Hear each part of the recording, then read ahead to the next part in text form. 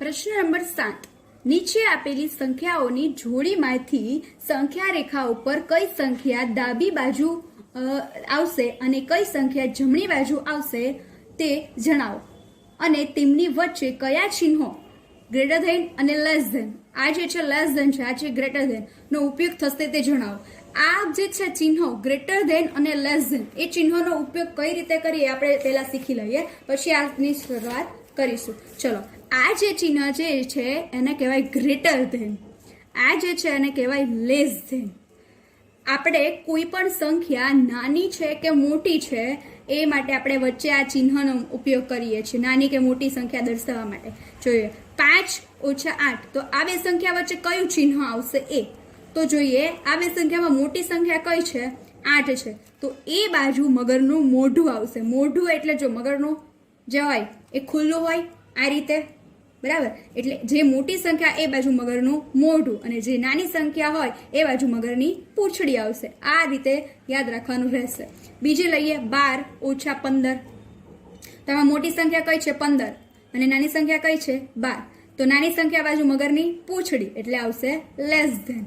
એવી જ રીતે આપણે લઈએ બીજી સંખ્યા 17 - 10, તો 10 નાની છે, 17 મોટી છે. નાની સંખ્યા બાજુ મગરની પૂંછડી એટલે આ રીતે આવશે પૂંછડી એટલે આ તીર જેવો એરો હોય એ, અને મોટી સંખ્યા બાજુ મગરનું મોઢું એટલે 17 બાજુ મગરનું મોઢું આવશે, 10 બાજુ મગરની પૂંછડી આવશે. તો આ જે ચિહ્ન છે એને કહેવાય ગ્રેટર ધેન, આ જે ચિહ્ન છે એને કહેવાય લેસ ધેન, બરાબર. એટલે ગ્રેટર ધેન અને લેસ ધેનની સમજ પડી તો એના માટે એક જ વસ્તુ યાદ રાખવાની, નાની સંખ્યા હોય એ બાજુ મગરની પૂંછડી અને મોટી સંખ્યા હોય એ બાજુ મગરનું મોઢું, બરાબર. ચલો, એ જ રીતે આપણે આમાં કરવાનું છે. તો મારે સંખ્યા રેખા જ્યારે આપણે સ્ટાર્ટ કરી હતી એ માટે કેટલાક નિયમો જોયા હતા કે નિયમમાં એવું હતું, સંખ્યા રેખા ઉપર દર્શાવેલી કોઈ પણ બે સંખ્યાઓ, બરાબર, એમાં જે નાની સંખ્યા હશે એ ડાબી બાજુ હશે અને મોટી સંખ્યા હશે એ જમણી બાજુ હશે, એવું આપણે જોયું હતું, બરાબર. ચલો, 530 આપણને રકમમાં પૂછેલું છે કે આ સંખ્યાની જોડી આપેલી છે, એમાંથી કઈ સંખ્યા ડાબી બાજુ આવશે સંખ્યા રેખા ઉપર અને કઈ સંખ્યા જમણી બાજુ આવશે એ આપણે જણાવવાનું છે અને આ ચિહ્નનો ઉપયોગ કરવાનો છે. ચલો, આ બે સંખ્યા આપેલી છે 530 અને 503, તો 530 અને 503 માં નાની સંખ્યા કઈ છે? 503. તો આપણે જોયું હતું નિયમમાં કે જે નાની સંખ્યા હોય એ ડાબી બાજુ આવશે, મોટી સંખ્યા હોય એ જમણી બાજુ આવશે. એટલે હું કહી શકું 503 જે છે નાની છે તો એ 530 ની ડાબી બાજુ આવશે, બરાબર. અને 530 એ 503 કરતા કેવી છે? મોટી છે, બરાબર. એટલે 503 ની જમણી બાજુ 530 આવશે.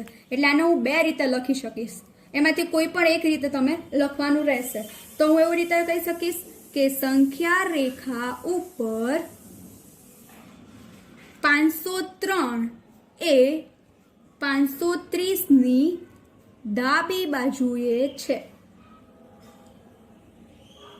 અથવા બીજી રીતે લખવું હોય તો હું આ રીતે પણ લખી શકું, સંખ્યા રેખા ઉપર 530 એ 503 ની જમણી બાજુએ છે, બરાબર. આ બે રીતમાંથી કોઈ પણ રીત લખી શકો છો. ઇન શોર્ટ કહેવાનો મતલબ એ કે જે બે સંખ્યા આપેલી હોય એમાંથી નાની સંખ્યા જે હોય એ મોટી સંખ્યાની સરખામણીમાં ડાબી બાજુ આવશે અને જે મોટી સંખ્યા હોય એ નાની સંખ્યાની સરખામણીમાં જમણી બાજુ આવશે, બરાબર. હવે આ ચિહ્નનો ઉપયોગ કરવાનો છે. એ 530 અને 503 વચ્ચે કયું ચિહ્ન આવશે? એક્ઝામમાં તમારે આ બેમાંથી કોઈ પણ એક જ લખવાનું રહેશે, બરાબર. ચલો, 503 અને 530 માં મોટું કોણ છે? 500 ને અહીંયા મિસ્ટેક છે, 530 આવશે. 530 અને 503 માં મોટું છે 530, તો એ 530 બાજુ શું આવશે? મગરનું મોઢું. અને 503 બાજુ શું આવશે? મગરની પૂંછડી. એટલે આવું ચિહ્ન આવશે. આને કહેવાય લેસ ધેન, બરાબર. ચલો, બીજું 370 અને 307 બે સંખ્યાની જોડી આપેલી છે પૂર્ણ સંખ્યાઓની, બરાબર. અને પૂછેલું છે કે કઈ સંખ્યા ડાબી બાજુ આવશે અને કઈ સંખ્યા જમણી બાજુ આવશે. તો 370 અને 307 જે છે એમાં મોટી સંખ્યા કઈ છે? 370. તો હું કહી શકીશ કે મોટી સંખ્યા જમણી બાજુ આવશે, એટલે કે 307 થી જમણી બાજુ 370 આવશે. અને બીજી રીતે મારે લખવું હોય તો એમ પણ લખી શકું કે સંખ્યા રેખા ઉપર 307 છે એ 370 ની ડાબી બાજુ આવશે, બરાબર, તો પણ બેમાંથી કોઈ પણ એક જ લખવાનું રહેશે. એટલે કે ઇન શોર્ટ કહેવાનો મતલબ કે આ બે સંખ્યામાં જે નાની હશે એ કઈ હશે? ડાબી બાજુ હશે, અને મોટી હશે એ જમણી બાજુ હશે. ચલો, તો આમાં હું એવી રીતે લખી શકીશ કે સંખ્યા રેખા ઉપર 307 એ 370 ની ડાબી બાજુએ છે. હવે શું કરવાનું છે? ચિહ્નનો ઉપયોગ કરવાનો છે. ચલો, આ ચિહ્નમાં આપણે લખી દઈએ 370 ઓછા 300 ઓછા ને એટલે બ્લેન્ક્સ છે. એમાં કયું ચિહ્ન ઉપયોગ કરવાનું આવશે? નાની સંખ્યા હોય એ બાજુ મગરની પૂંછડી, મોટી સંખ્યા હોય એ બાજુ મગરનું મોઢું. ચલો, 370 અને 307 માં જે છે મોટી સંખ્યા કઈ છે? 370. તો એ બાજુ શું આવશે? મગરનું મોઢું. અને નાની સંખ્યા છે 307, તો એ બાજુ શું આવશે? મગરની પૂંછડી. તો હું આ રીતે ચિહ્નનો ઉપયોગ કરીશ, તો આ ચિહ્નને કહેવાય ગ્રેટર ધેન. ચલો, એ જ રીતે બીજું જોઈએ, 98 અને 765. તો તમે જોઈ શકો છો આ બે સંખ્યાઓમાં નાની સંખ્યા કઈ છે? 98, અને મોટી સંખ્યા કઈ છે? 765. તો હું એમ કહી શકીશ કે સંખ્યા રેખા પર 98 જે 765 ની ડાબી બાજુએ છે. અને બીજી ભાષામાં મારે બીજી જે રીતે કહેવું હોય તો હું એમ પણ કહી શકું કે સંખ્યા રેખા ઉપર 765 એ 98 ની જમણી બાજુએ છે. ઇન શોર્ટ કહેવાનો મતલબ નાની સંખ્યાઓ એ ડાબી બાજુ આવશે અને મોટી સંખ્યાઓ એ જમણી બાજુ આવશે. તો હું આમાં આ રીતે લખી શકીશ કે સંખ્યા રેખા ઉપર 98 એ 765 ની ડાબી બાજુએ છે. આ ચિહ્નનો ઉપયોગ કરવાનો છે.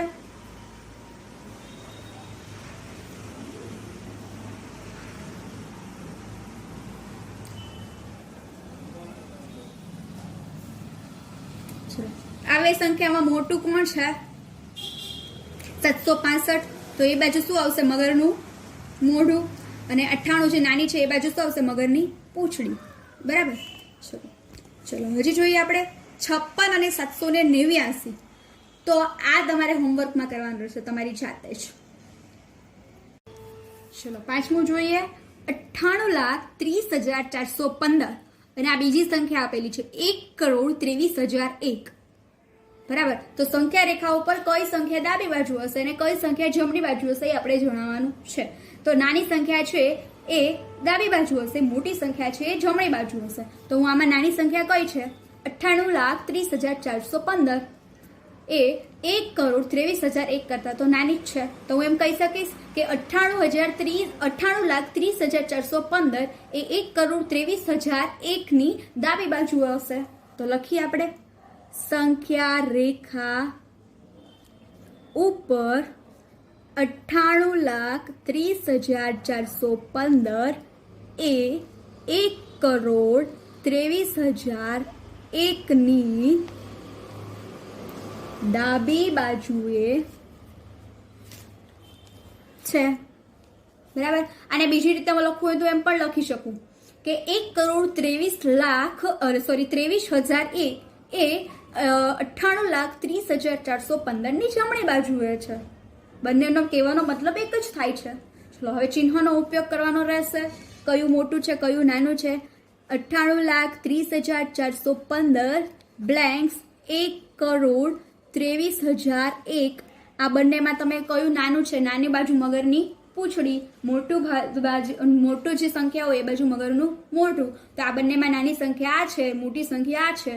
તો 98,30,415 છે એ બાજુ મગરની પૂંછડી આવશે, અને 1,23,001 છે એ બાજુ મગરનું મોઢું આવશે. બરાબર. તો આ સંખ્યા મોટી થશે. તો હવે આના પરથી કઈ સંખ્યા રેખા ઉપર ડાબી બાજુ હશે અને કઈ સંખ્યા રેખા ઉપર જમણી બાજુ હશે એ તમને આવડશે. બરાબર. કે કહેવાનો મતલબ શોર્ટમાં એ જ કે જે બે સંખ્યા આપેલી હોય પૂર્ણ, એમાંની જે નાની હોય છે એ ડાબી બાજુ હશે, મોટી હશે એ જમણી બાજુ હશે. જે આપણે રૂલ્સ શીખેલા છીએ એ જ ફોલો આમાં કરવાના છે. ચલો, પ્રશ્ન નંબર 8. નીચે આપેલા વાક્યોમાંથી કયું વાક્ય ખરું છે અથવા કયું વાક્ય ખોટું છે તે જણાવો. મતલબ કે ખરા ખોટા છે. ચલો, એમાં જોઈએ પહેલું, 0 એ સૌથી નાની પ્રાકૃતિક સંખ્યા છે. આ વિધાન ખરું છે કે ખોટું છે? ખોટું છે. કારણ કે શૂન્ય જે છે એનો સમાવેશ પ્રાકૃતિક સંખ્યામાં થતો નથી, જે આપણે ચેપ્ટરની સ્ટાર્ટિંગમાં જોયું હતું. તો આ વિધાન કેવું છે? ખોટું છે. કેમ ખોટું છે? કારણ કે શૂન્ય એ પ્રાકૃતિક સંખ્યા નથી. કારણ પણ લખવાનું રહેશે. આ કારણ છે આપણું. બરાબર? કેમ ખોટું છે? ખોટું હોય તો કારણ દર્શાવવાનું છે, સાચું હોય તો કંઈ કરવાનું નથી. આપણને તમને કદાચ ક્વેશ્ચનમાં એવું પણ પૂછ્યું હોય કે શૂન્ય સૌથી નાની પૂર્ણ સંખ્યા છે, તો ખરું આવશે કે ખોટું? તો ખરું આવશે. બરાબર? શૂન્ય સૌથી નાની પૂર્ણ સંખ્યા કીધું હોય તો શૂન્ય નાનું થશે, પરંતુ સૌથી નાની પ્રાકૃતિક સંખ્યા તો કઈ આવશે? આપણી 1 આવશે. અને 0 કેમ પ્રાકૃતિક સંખ્યા જ નથી? ચલો, 400 એ સંખ્યા 399 પહેલા આવતી સંખ્યા છે. તો આ વિધાન ખરું છે કે ખોટું છે? શું કીધું છે? 399 પહેલા 400 આવે છે. ખોટું છે. કેમ? તો કારણ શું આવશે કે 399 પહેલાની સંખ્યા તો 398 હોય, 400 થોડી આવે. તો એને પહેલાની આવતી સંખ્યા એટલે 399 ઓછા 1 કરશો તો તમને 399 પહેલાની સંખ્યા મળશે. એટલે કે 399 પહેલા આવતી સંખ્યા તો શું મળે છે તમને? 399 ઓછા 1 તો તમને મળશે 398, જે 400 મળતી નથી. તો આ વિધાન કેવું છે? ખોટું છે. બરાબર? ચલો ત્રીજું જોઈએ. શૂન્ય સૌથી નાની પૂર્ણ સંખ્યા છે. તો આ વિધાન કેવું છે? શૂન્ય સૌથી નાની પૂર્ણ સંખ્યા છે. વિધાન ખરું છે. તો કારણ કઈ લખવાનું આવતું નથી, તો તે આપણે કરીશું ડેશ. ચલો, 600 એ સંખ્યા 599 પછી આવતી સંખ્યા છે. વિધાન ખરું છે કે ખોટું છે? ખરું છે. કેમાં પણ કારણ લખવાનું આવતું નથી, પણ લખવું હોય તો લખી શકાય કે 599 પછી આવતી સંખ્યા બરાબર 599 વત્તા 1. 599 વત્તા 1 કરીએ તો 600, જે આપણને કીધેલું છે. 600 એ 599 પછી તરત આવતી સંખ્યા છે. તો આ વિધાન કેવું થઈ ગયું? ખરું. ચલો, દરેક પ્રાકૃતિક સંખ્યા પૂર્ણ સંખ્યા છે. આ વિધાન ખરું છે કે ખોટું? દરેક પ્રાકૃતિક સંખ્યા પૂર્ણ સંખ્યા છે. તો જે તમને થિયરી લખાવેલી હતી એમાં કીધું હતું કે દરેક પ્રાકૃતિક સંખ્યા એ પૂર્ણ સંખ્યા છે, પરંતુ દરેક પૂર્ણ સંખ્યા એ પ્રાકૃતિક સંખ્યા નથી. કેમ? કારણ કે શૂન્ય જે છે, પૂર્ણ સંખ્યા જે છે એમાં શૂન્યનો સમાવેશ થાય છે, પરંતુ પ્રાકૃતિક સંખ્યા છે એમાં શૂન્યનો સમાવેશ થતો નથી.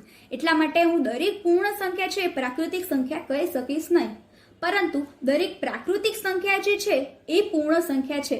એ વિધાન કેવું આવશે? ખરું. તો કારણ કોઈ આવશે નહીં. ચલો, દરેક પૂર્ણ સંખ્યા એ પ્રાકૃતિક સંખ્યા છે. જે હમણાં કીધું એ જ ખોટું. કેમ? કારણ કે શૂન્ય જે છે એ પ્રાકૃતિક સંખ્યા નથી. એટલા માટે આ વિધાન ખોટું છે. તો કારણમાં શું લખીશું કે પૂર્ણ સંખ્યા 0 એ પ્રાકૃતિક સંખ્યા નથી. કારણ કે પ્રાકૃતિક સંખ્યા તો 1 થી સ્ટાર્ટ થાય છે, જેમાં 0 નો સમાવેશ થતો નથી.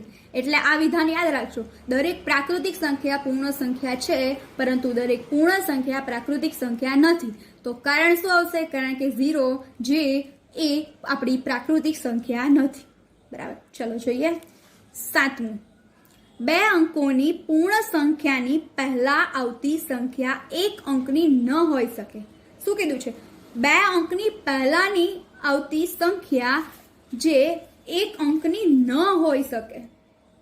તો આપણે જોઈ લઈએ. કોઈ પણ 2 અંકની એક પૂર્ણ સંખ્યા લઈ લો. હું 2 અંકની કઈ લઈ લઉં? 45. 45 પહેલા આવતી સંખ્યા કઈ આવશે? 44. એ તો 2 અંકની જ છે. આપણને રકમમાં એવું કીધું છે કે 1 અંકની ન હોઈ શકે. ચલો, તો હું લઈ લઉં 40. 40 ની પહેલા આવતી 39 આવશે. એ જ રીતે લઈ લઉં 12. 12 ની પહેલા આવતી 11 આવશે. એ જ રીતે હું લઈ લઉં 10. 10 ની પહેલા તો 9 આવે છે ને, તો 9 તો 1 અંકની છે.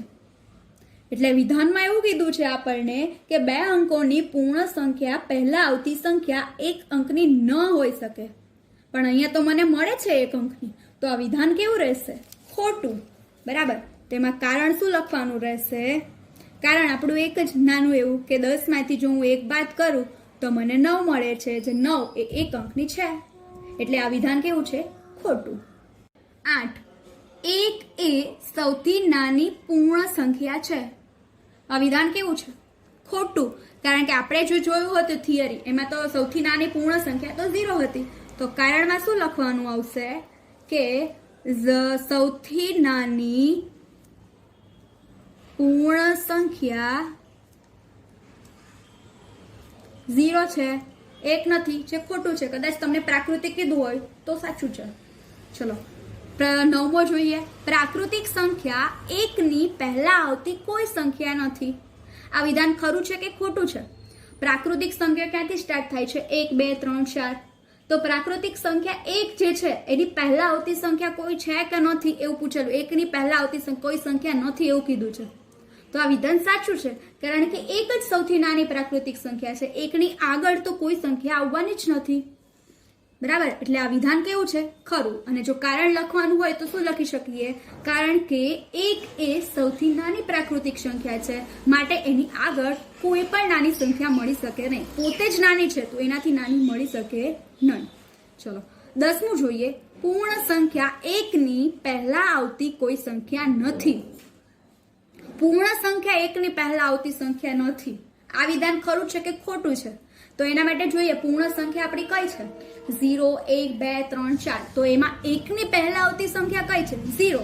અને આપણને શું કીધું છે ક્વેશ્ચનમાં કે પૂર્ણ સંખ્યા 1ની પહેલા આવતી કોઈ સંખ્યા નથી, પણ મને તો 0 મળે છે. મતલબ કે આ વિધાન કેવું છે? ખોટું છે, કારણ કે પૂર્ણ સંખ્યા 1ની પહેલા આવતી સંખ્યા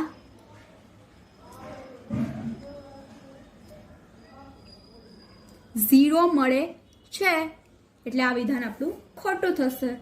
ચલો હવે જોઈએ આપણે 11મો પ્રશ્ન. પૂર્ણ સંખ્યા 13 એ સંખ્યાઓ 11 અને 12 ના વચ્ચે આવે છે.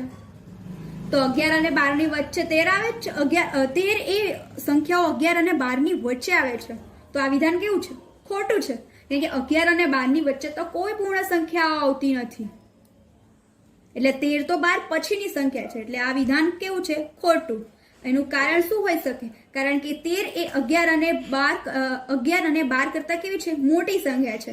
તો મોટી સંખ્યા છે એ વચ્ચેની સંખ્યા હોય જ ના શકે, એ તો 12 પછીની સંખ્યા છે. આ વિધાન ખોટું છે. ચલો જોઈએ 12મું. પૂર્ણ સંખ્યા 0 પાસે તેના પહેલા આવતી કોઈ સંખ્યા નથી. પૂર્ણ સંખ્યામાં સૌથી નાનામાં નાની પૂર્ણ સંખ્યા જ 0 છે. તો 0 પહેલા કોઈ પણ પૂર્ણ સંખ્યા હોઈ શકે નહીં. તો આ વિધાન કેવું છે આપણું? ખરું. એટલે આમાં કોઈ કારણ આવશે નહીં. ચલો છેલ્લું જોઈએ. 2 અંકની સંખ્યા પછી આવતી સંખ્યા હંમેશા 2 અંકની જ હોય. એવું કીધું છે 2 અંકની સંખ્યા છે એના પછી આવતી સંખ્યા 2 અંકની જ હોય. તો આપણે ચેક કરીએ 2-3 ઉદાહરણ દ્વારા. તો જોઈએ કે 58 લઈએ, કોઈ પણ ઉદાહરણ કોઈ પણ લઈ લો 2 અંકની. 58 પછીની આવતી સંખ્યા કઈ છે? 58 + 1. તો શું આવશે? 59 છે. 2 અંકની મળે છે. હજી બીજું ઉદાહરણ લઈએ. 92 પછી આવતી સંખ્યા 92 + 1. તો મને 93 મળે છે, જે પણ 2 અંકની છે. હજી એક ઉદાહરણ લઈ લઉં. 99 પછી આવતી સંખ્યા 99 + 1. 99 + 1 તો મને 100 મળે છે, જે 3 અંકની છે. તો આ વિધાન કેવું છે? હંમેશા કીધું છે કે 2 અંકોની સંખ્યા પછી આવતી સંખ્યા હંમેશા 2 અંકની હોય. પણ મને એક ઉદાહરણ એવું મળી ગયું કે જેમાં 2 અંકોની સંખ્યા પછી તરત આવતી સંખ્યા જે 3 અંકની છે. એટલે કે આ વિધાન આપણું કેવું છે? ખોટું છે. બરાબર. ચલો અહીં આપણું સ્વાધ્યાય ફિનિશ થાય છે. આ સ્વાધ્યાય તમારું ક્લાસ વર્ક છે. તમારે તમારી નોટબુકમાં સ્વચ્છ અક્ષરે લખવાનું રહેશે.